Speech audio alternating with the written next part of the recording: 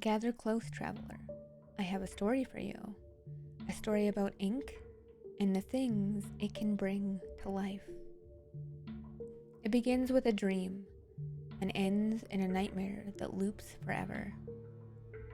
Long ago, in a dusty little studio, there worked a man named Joey Drew. A man with big ideas and even bigger obsessions. He wanted his cartoons to live, not in ink, but in flesh.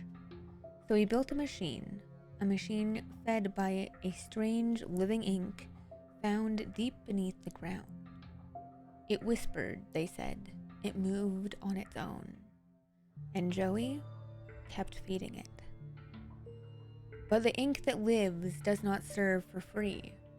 One by one, the studio workers changed.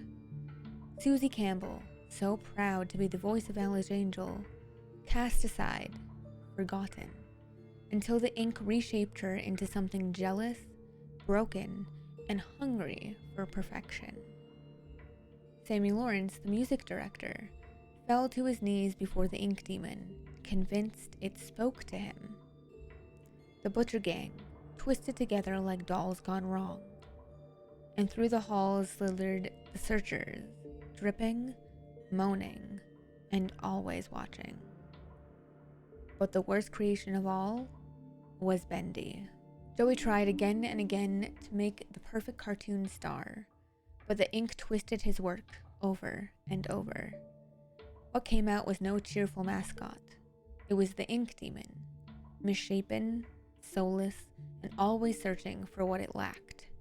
It wanted a soul, a heart, something to make it whole, and it would tear apart anyone who got in its way.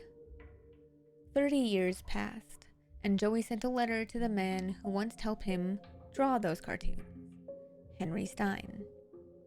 Henry returned to the abandoned studio, but the moment he stepped inside, he was swallowed by ink.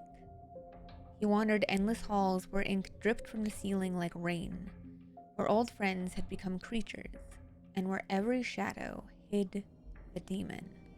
In the end, Henry destroyed the heart of the ink machine. He thought it was over. But the ink world does not end. It rewrites. In another time, another life, Joey tried to atone for his sins. He shaped a girl from ink, but gave her a real human soul. Her name was Audrey. She grew up unaware of what she truly was, until a man named Wilson dragged her back into the ink world. Audrey found a land forever changed, a place where ink folk whispered in fear, and the ink demon's roaring echoed through every corridor. But the demon could not harm her, for she carried something it longed for. In the shadows, Audrey found a small companion, a gentle, innocent Bendy, a cartoon child lost in a broken world. But he and the demon were one, two halves of the soul that had never been complete. Only Audrey could bridge the divide. Only she could make him whole. Make us whole again. And when their souls intertwined, the demon's rage finally quieted. The ink world collapsed, but it did not die. For the first time, it had a guardian, a creator with a human heart and an ink-born body. Audrey became the storyteller, the one who shaped the world instead of being trapped by it. And the demon, the creature who chased Henry through countless loops, was finally at peace. The cycle was over.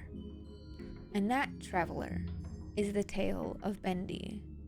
A dream turned nightmare, and a nightmare turned legend.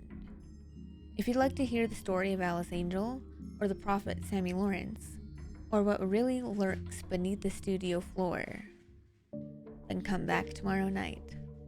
Just don't follow any ink trails on your way home.